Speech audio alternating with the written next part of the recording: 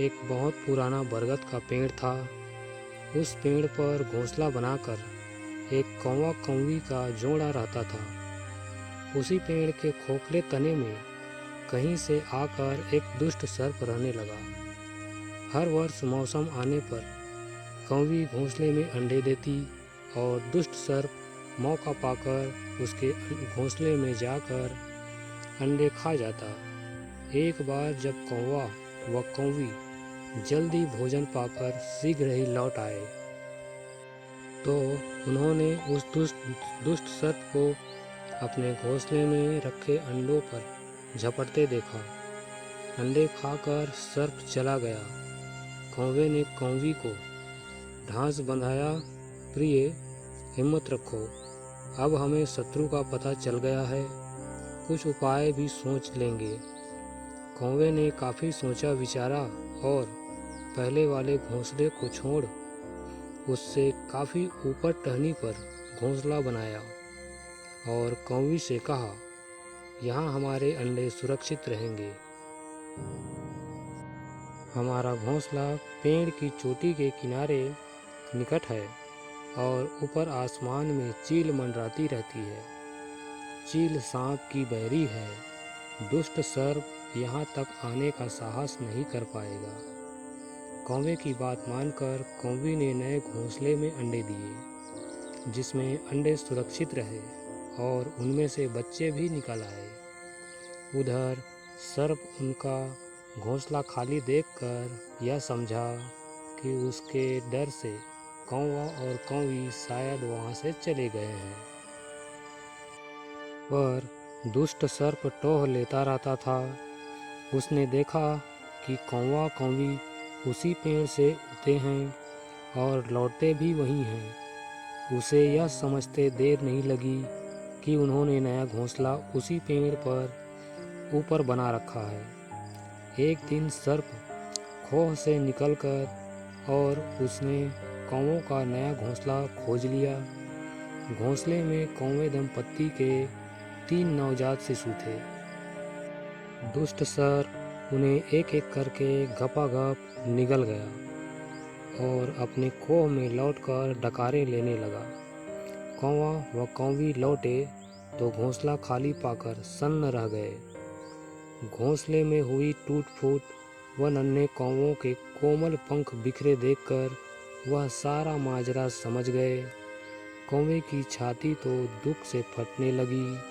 कौवी बिलख उठी, तो क्या हर वर्ष मेरे बच्चे सांप का भोजन बनते रहेंगे?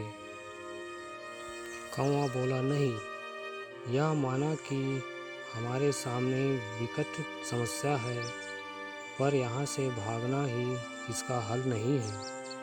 विपत्ति के समय ही मित्र काम आते हैं।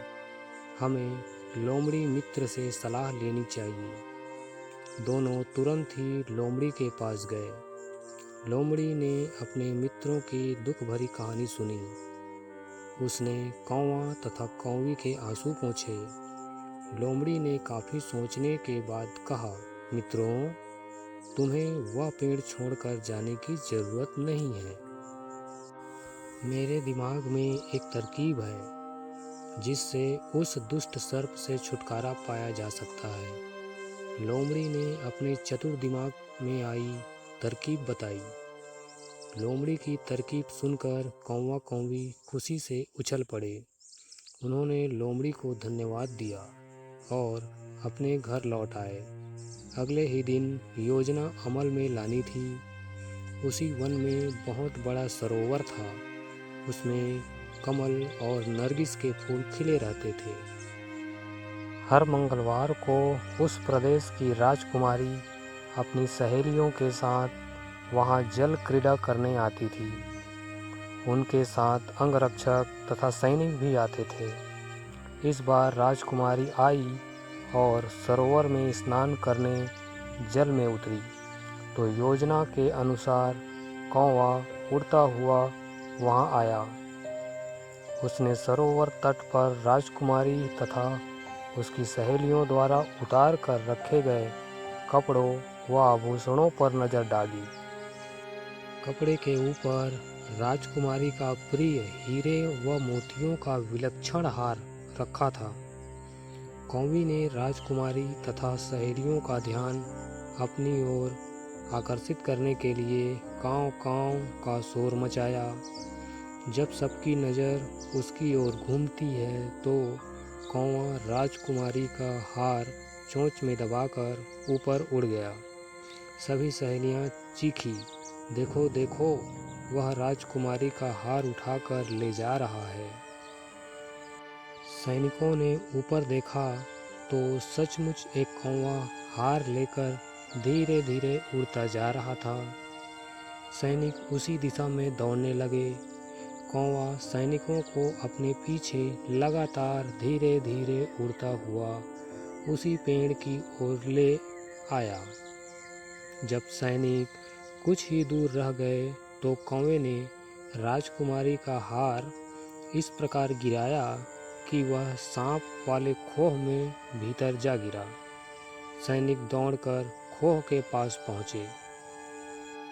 उनके सरदार ने खोह के भीतर झांका। उसने वहां हार और उसके पास में ही एक काले सर्प को कुंडली मारे देखा। वह चिल्लाया, पीछे हटो, अंदर एक नाग है। सरदार ने खोह के भीतर भाला मारा।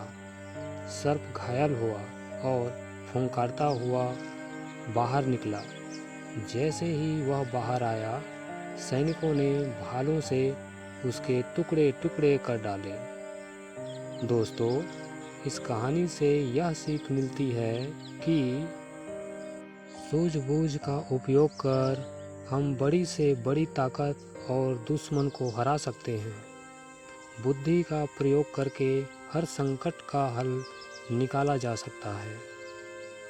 दोस्तों, आपको ये कहानी कैसी लगी मुझे कमेंट करके ज़रूर बताएं। और आप हमारे चैनल पे नए हैं तो हमारे चैनल स्टोरी एमएस को लाइक और सब्सक्राइब ज़रूर करें। अपना कीमती समय देने के लिए आपका दिल से धन्यवाद।